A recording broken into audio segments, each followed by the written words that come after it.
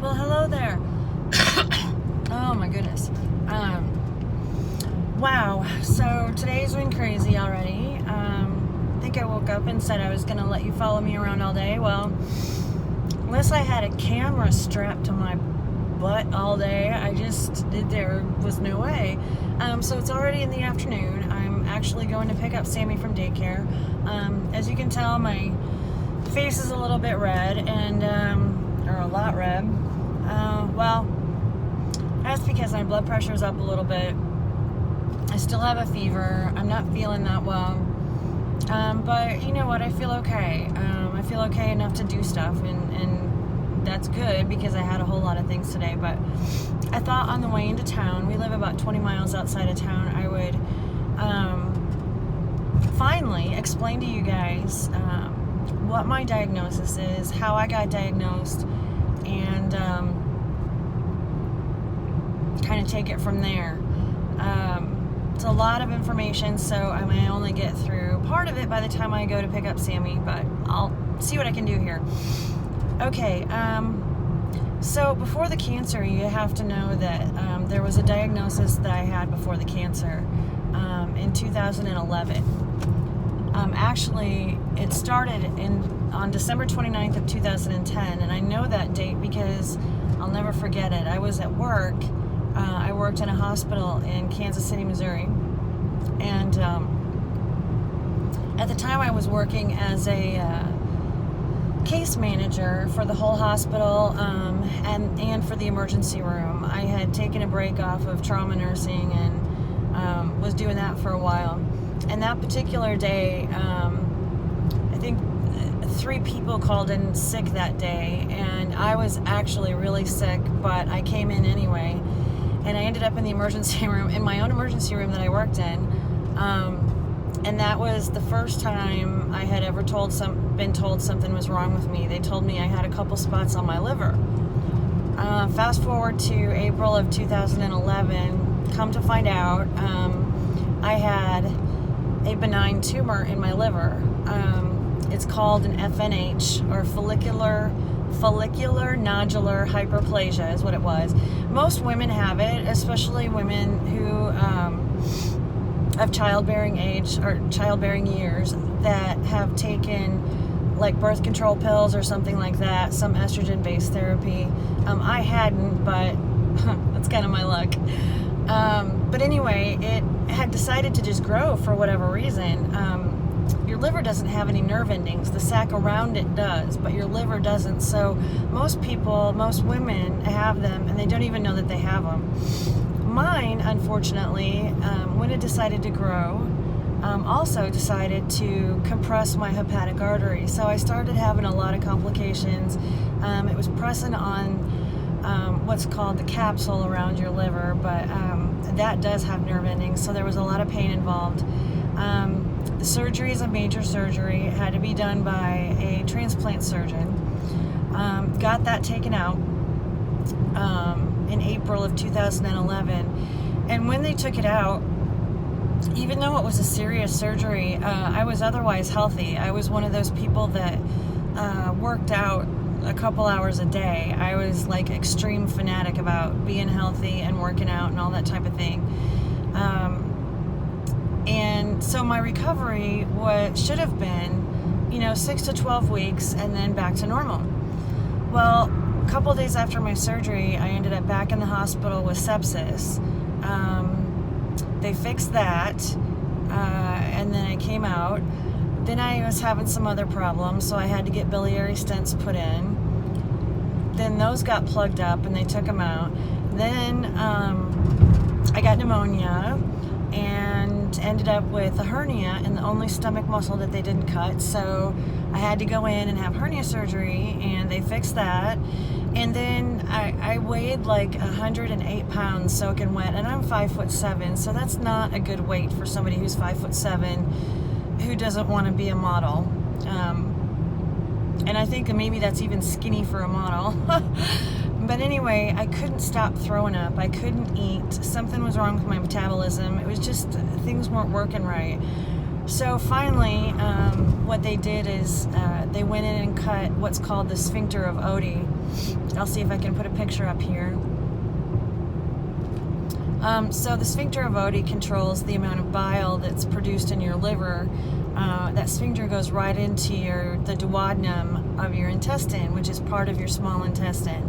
It's the part of your intestine right after your stomach. So anyway, when they cut that sphincter, I started feeling a lot better. And then a couple months later, it was just a really big year of stress for me. I started getting a lot of joint swelling and just really odd symptoms. Joint swelling, a lot of nausea. I would run fevers here and there.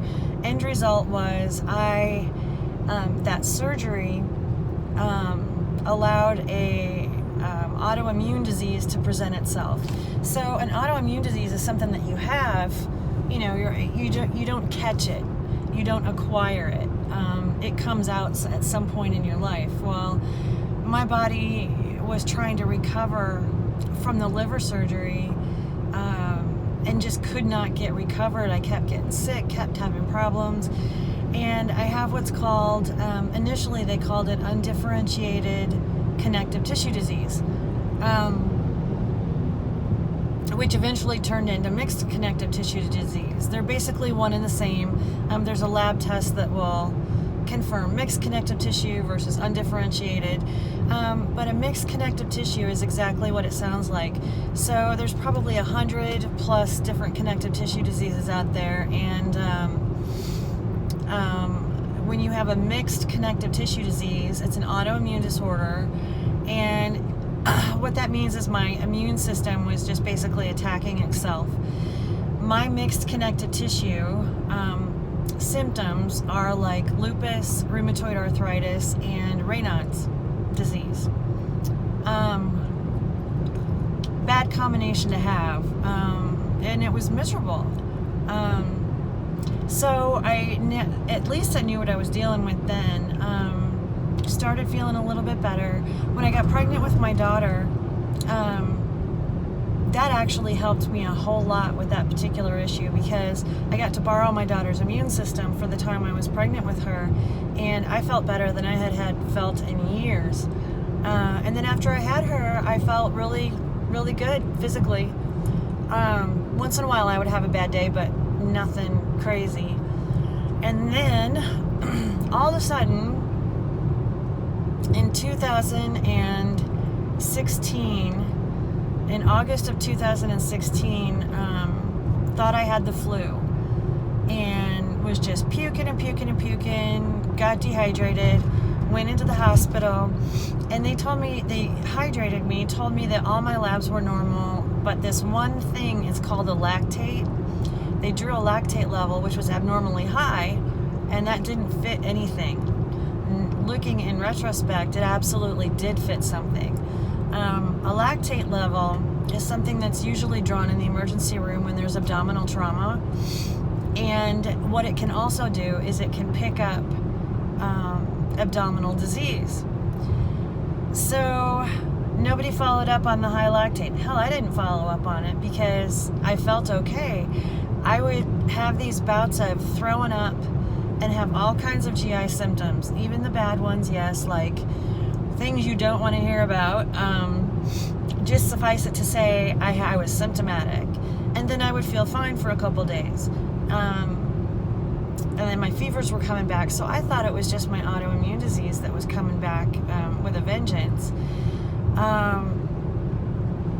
And then in December of 2016, I started having a lot of hip pain.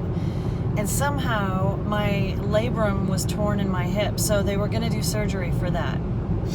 I had been to GI doctors for my stomach. I had been to my primary doc. They all had CTs and everything. They all told me everything was fine.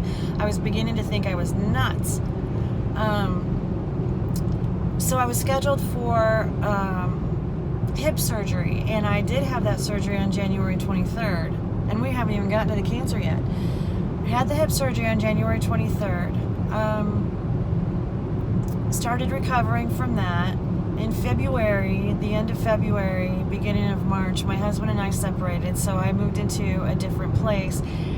And all of a sudden I started throwing up again. I thought I had the flu. And I thought I just had this flu bug that I could not get rid of. So I was bleaching my house and thinking, oh my God, there's some flu bug, there's some bacteria. And I was OCD before. I mean, not true clinically OCD, but people would call me OCD before, about, you know, having your kitchen clean and your bathroom clean and just making sure there wasn't bacteria everywhere. And so when I started having these flu symptoms, and I mean serious flu symptoms, like I would eat and then I would throw up, eat and throw up, eat and throw up, and I felt like I had the flu.